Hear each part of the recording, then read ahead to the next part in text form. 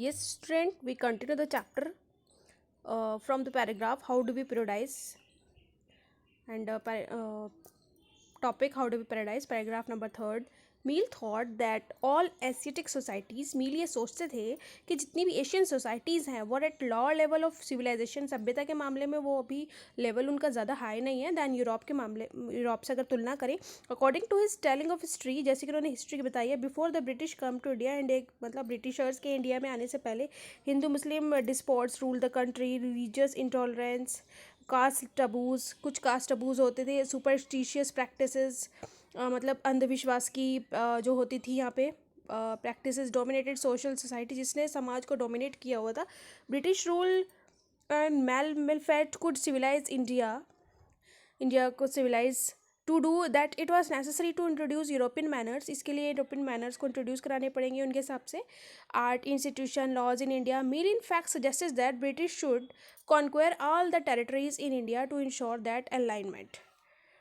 तो सारी क्षेत्रों को जैसे कि ब्रिटिशर्स चाहते थे कि वो पूरा जीत जाएं and happiness of Indian people और for India was not capable of progress without British help उनके हिसाब से उनका ये सोचना था कि ब्रिटिशर्स की हेल्प के बिना इंडिया प्रोग्रेस नहीं कर सकती। In this idea of history British rule represented all the forces of progress उनके हिस्ट्री के आइडिया ने रिप्रेजेंट किया कि सारी जितनी भी फोर्सेस थी प्रोग्रेस की सिविलाइजेशन की the period before British rule was one of the darkest इससे ये अंधकार में ना चले जाए can such a conception be accepted today क्या ऐसा कॉन्सेप्शन भी एक्सेप्ट किया जा सकता था।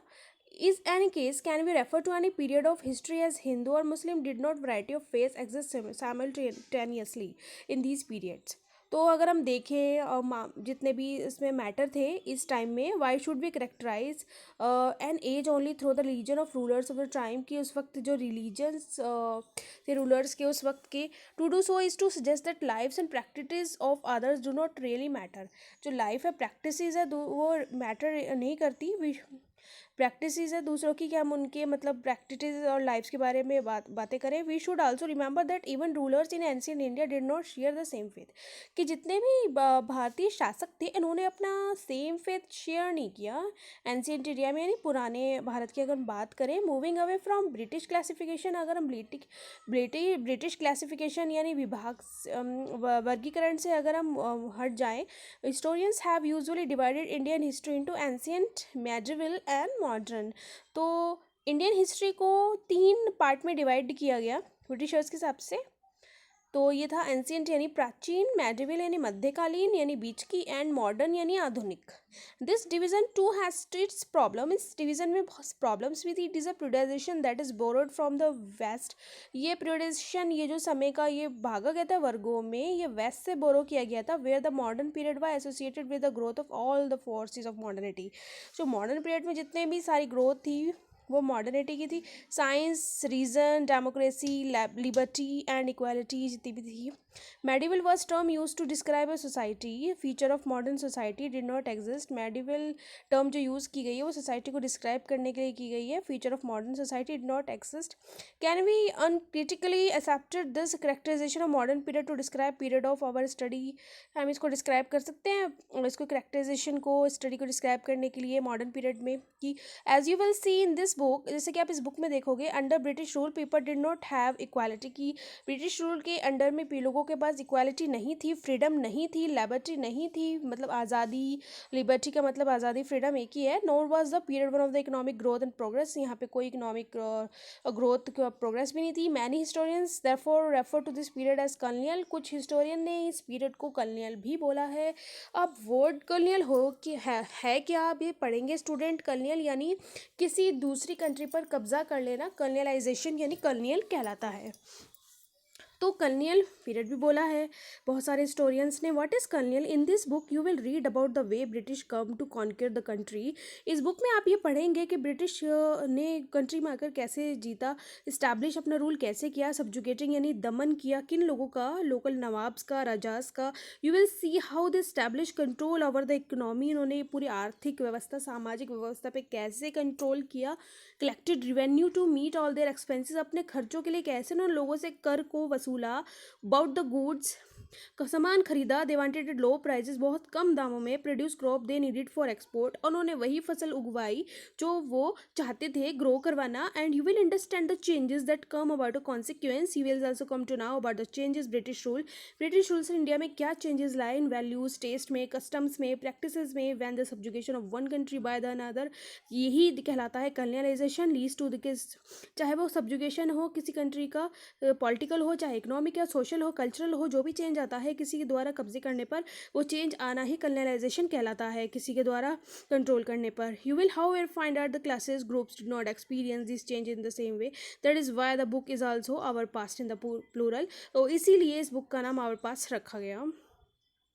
हाउ डू वी नो, तो कैसे जाना कि रिकॉर्ड्स पहले कैसे रखे जाते थे. एडमिनिस्ट्रेशन प्रोड्यूसेस रिकॉर्ड्स, सर्वे बिकम्स इम्पोर्टेंट. तो ये टॉपिक हम पढ़ेंगे student. Administration produces records. Administration यानी प्रशासन में अपने रिकॉर्ड भी होते थे.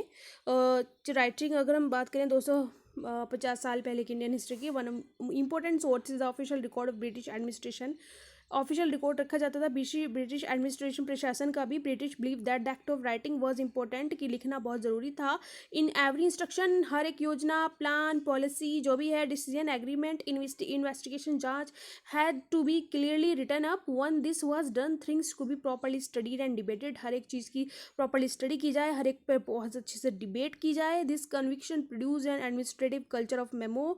इसीलिए इसके द्वारा ही क्या हो सकता था, एडमिनिस्ट्रेटिव कल्चर हो सकता है. मेमोज का जो मेमोरीज थी, जितनी नोटिंग्स या राइटिंग्स थी, जितनी रिपोर्ट थी.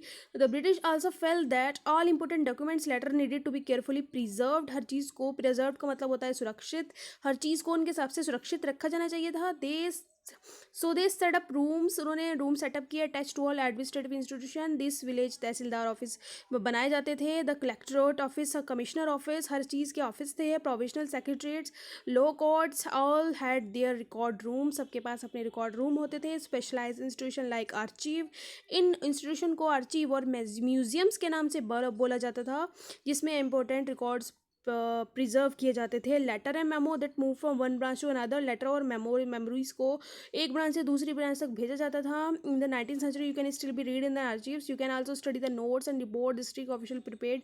आप इसके बारे में पढ़ेंगे. और द इंस्ट्रक्शन जिसमें दी गए हैं, directive there were sent by official, official के द्वारा भेजे जाते थे. At the top to provisional administration, provisional administrator को भेजे जाते थे. In the early of the 19th century these document were carefully copied out. इन डॉक्यूमेंट्स की कॉपी भी की जाती थी ब्यूटीफुली राइटिंग वाइज. जो कैलीग्राफिस्ट करते थे, जो राइटिंग लिखते थे, that is how because specialise in the art of beautiful writing. By the middle of 19th century with the spread of printing, multiple copies बनाई जाती थी रिकॉर्ड्स की, और printed as proceedings of each government department. The national archive of India come up to be 1920. ये सबसे पहले archive जो बनाई गई थी, national archive of India come से भी 1920 में बनाई गई थी, जिसमें डॉक्यूमेंट्स रखे जाते थे. When New Delhi was build, national museum, national archive were both located close to the viceregal place. This location reflects the important these institution had in British imagination. So student, the next topic survey become important. Survey के बारे में आप लोग पढ़ेंगे. Students, thank you so much.